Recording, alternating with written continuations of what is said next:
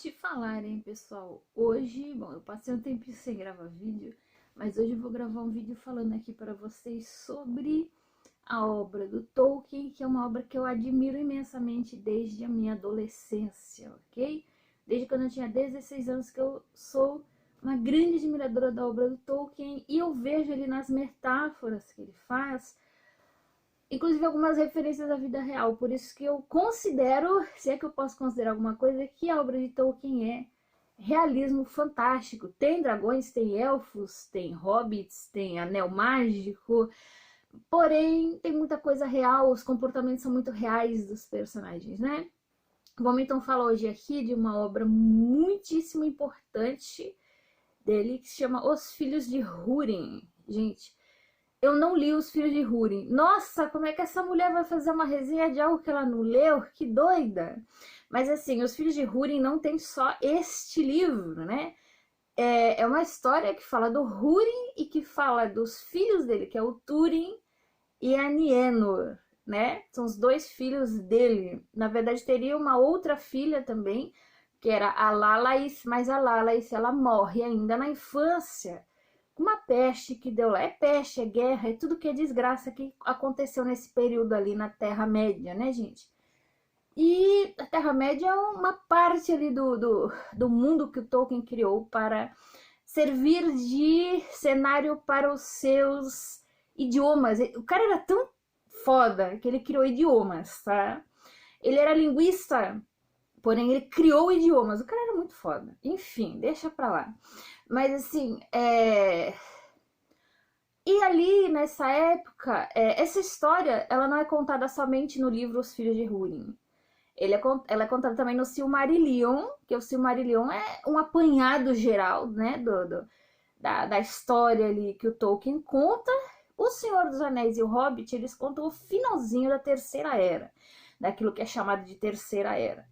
Mas é bem finalzinho mesmo, só que ele conta com muitos detalhes. Tipo, o Tolkien ele tinha que viver uns 1000 anos pra contar aquela história toda, porque é muito legal, cara. Seria muito legal se houvesse tantos detalhes assim de toda a cronologia da história aqui, do mundo que ele criou, né? Foi um mundo fantástico, um mundo assim extremamente coerente, um negócio extremamente coerente. E ele ficou a vida inteira escrevendo e reescrevendo essa obra. Maravilhosa, tá, gente? E sobre os filhos de Húrin, é uma história, né? Por que eu vou falar dessa história aqui? Porque foi uma história, acho que é a história mais pesada, se não uma das mais pesadas, do Legendário de Tolkien. E é uma história, assim, bastante séria. É uma história, assim, eu creio, assim, que as duas histórias que dão uma destoada do resto das histórias são Lúthien e Beren, que é a história central ali do Silmarillion, né? E também a história dos filhos de Húrin, também é um dos eixos centrais, mas muda totalmente a atmosfera da narrativa. E assim, Lúthien e Beren também é bem legal, tem um livro que também foi especificado só para eles, que tem a parte o início ali da história de Lúthien e Beren, que era diferente. Ele, ao invés de ele idealizar elfos, ele idealizava fadas, era bem diferente. Depois não tem mais fadas, ele tirou esse negócio das fadas. Os nomes eram diferentes, algumas coisas eram bem diferentes, e depois ele colocou os elfos, mas o elfo do Tolkien não tem nada a ver com aqueles elfos, enfim, parece mais um Leprechaun. Não tem nada a ver. Eles eram guerreiros, eles tinham ódio, eles tinham cobiça, inveja, que nem o ser humano normal. A única coisa é que os elfos no universo do Tolkien, eles não morrem, eles são imortais. Eles morrem de morte matada, de morte morrida, eles não morrem. Morre de tristeza, enfim, morre de uma série de... Mas não morre de velhice, é isso que eu quero dizer. Eles não morrem de velhice, eles têm uma expectativa de vida virtualmente infinita, né? Então eu nem chamo de elfo porque fica parecendo que é aqueles Leprechaun, né? No Tolkien, os elfos, eles são os Eldar, né? Não sei se tô falando certo ou errado, porque lá no idioma que ele criou, um dos idiomas que ele criou, eu cheguei a estudar por um tempo, a nerd louca, né? Estudou por um tempo, mas eu não sei a pronúncia de maneira extremamente correta.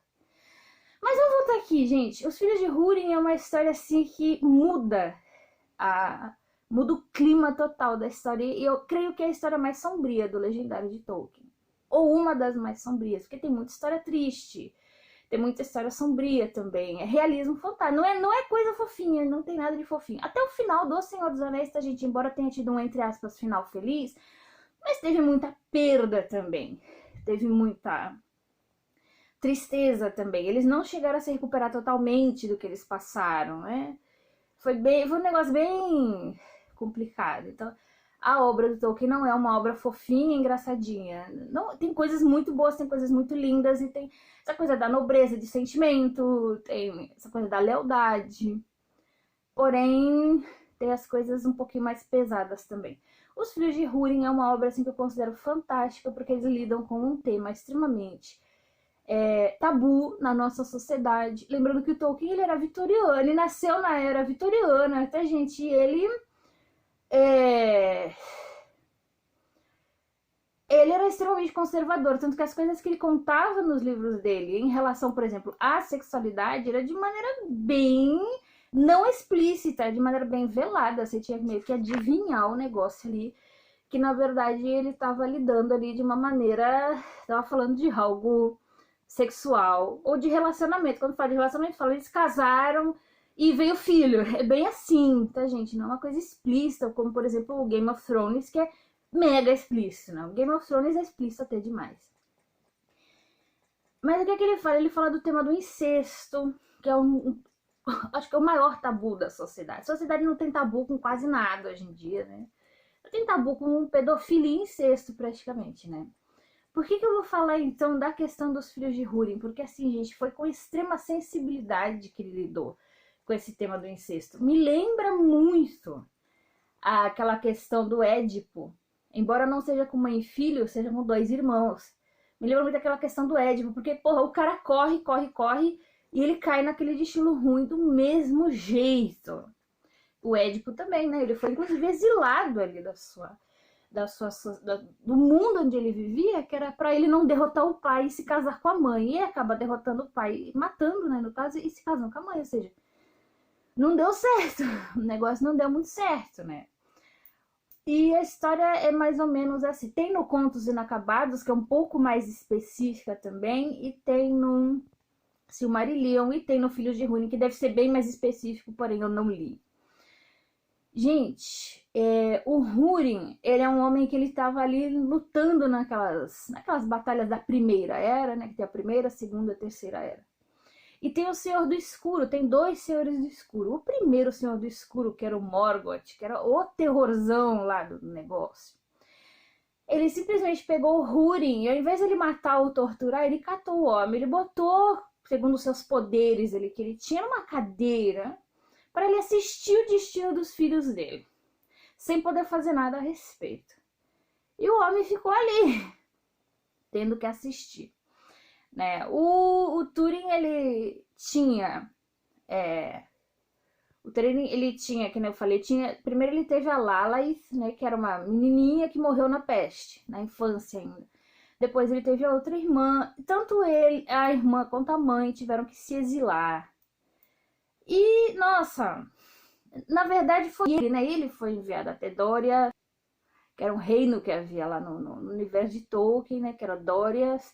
Depois vai ele, depois vai a... Enfim, eles se perdem, gente, eles se perdem total ali. Ele aprende a lutar, ele tem muitas tretas com muita gente, que eu não vou contar, senão o vídeo vai ficar enorme, tá, gente? E ele...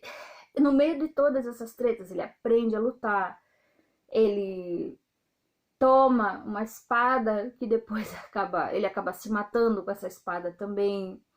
Enfim, ele luta com o dragão também, que é o Glaurung, que ele coloca também ele faz lá uma espécie de uma magia com a irmã dele. Ele não sabia que era a irmã dele porque ele foi criado longe da irmã e da mãe.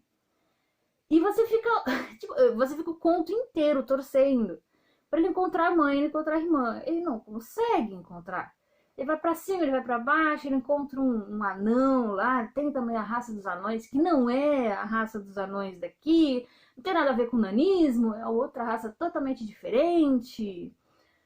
Enfim, nossa, ele passa por várias coisas. Ele tem um amigo dele lá que acaba dando um monte de confusão também com o amigo dele. Ih, gente, é super confusão que tem ali.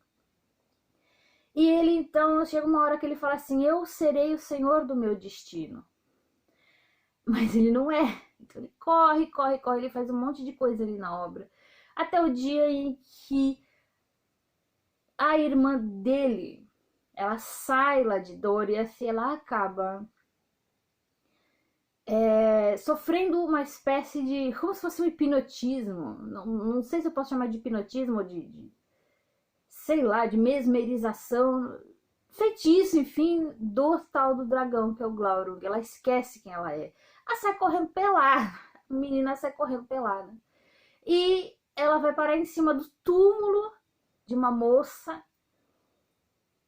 E o Túrin, parece que a moça gostava dele, mas aí não deu certo. A moça foi morta, foi capturada na guerra. E eles fizeram um túmulo ali pra moça.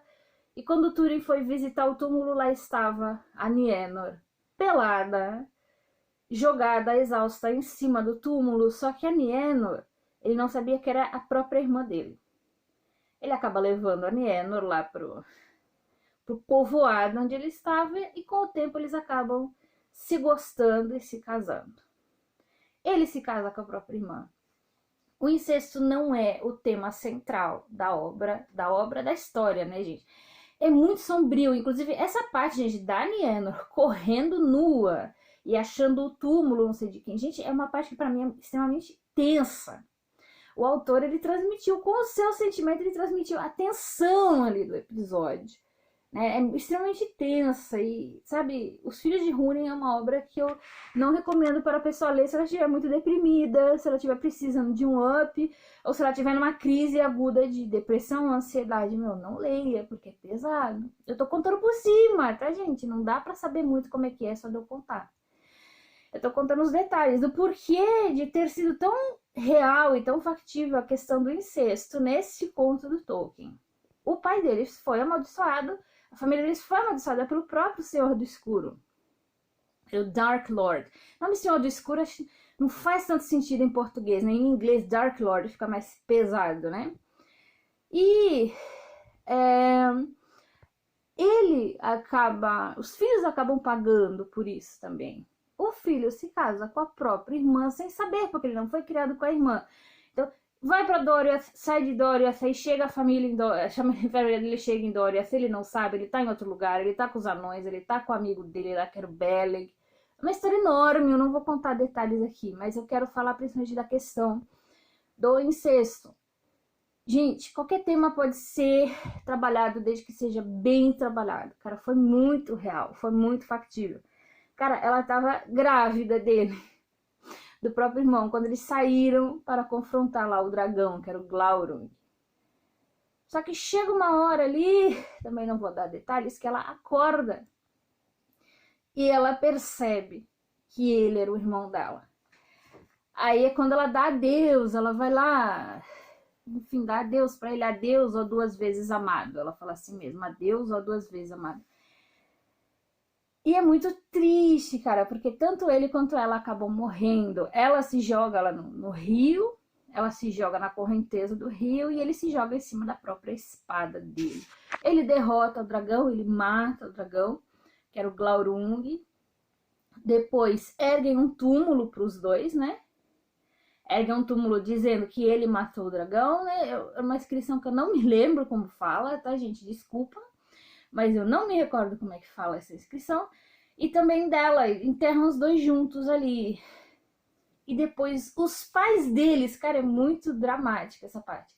Os pais deles, finalmente, depois de não sei quantos anos, a mãe dele super envelhecida vai até lá. O pai dele é liberado. Né? Da maldição lá do Morgoth. Depois de anos, ele é liberado. E os dois vão ali pro túmulo dos filhos, eles ficam ali, eles se reencontram, eles dão as mãos. E ali, a Morwen, que era a mãe dos dois, que era a esposa do Húrin, ela morre dando as mãos pro esposo. Cara, é muito dramático. Vocês não têm ideia. O negócio é extremamente dramático. Então, se você estiver em crise, se você precisar ler coisas alegres, não leia Filhos de Húrin. Ou não leia o capítulo do Túrin Turambar lá no Silmarillion. se você estiver meio perturbado das ideias, é muito perturbador. E só um adendo aqui, né? Como eu não sofri essa questão do incesto, não sofri na minha vida. Porém, eu vim de família meio zoadinha. Então, quando eu via essa questão da família toda sendo amaldiçoada, eu falava, cara, você acaba se identificando. Não tem como você não se identificar, pelo menos um titiquinho que seja, entendeu? E tem a questão do suicídio, tem a questão do Turing ser um cara meio revoltado, antes mesmo dele vir a se casar com a própria irmã sem saber. Ele já era um cara meio revoltado das ideias, ele é um cara que ele tem problema ali com as pessoas, ele tem problema com o Zelda, quer dizer, os Zelda não são bonzinhos, fofinhos, não, cara, então, principalmente os Zelda da primeira era, eram tudo maluco, eram tudo doido, eram tudo zoado da cabeça, e ele tem problema com eles também, e não era uma coisa fácil. Não é uma história fácil de você digerir. Porém, eu dou esse ponto extremamente positivo. Eu dei spoilers, né? Mas não dei detalhes, gente. Vão lá ler para vocês saberem os detalhes. Eu dou pontos positivos porque, por exemplo, o Game of Thrones, ele trata a questão do incesto de uma maneira extremamente banal. Ou seja, a Cersei olha lá pro irmão gêmeo e fala assim, que legal, vou dar uns pega nele.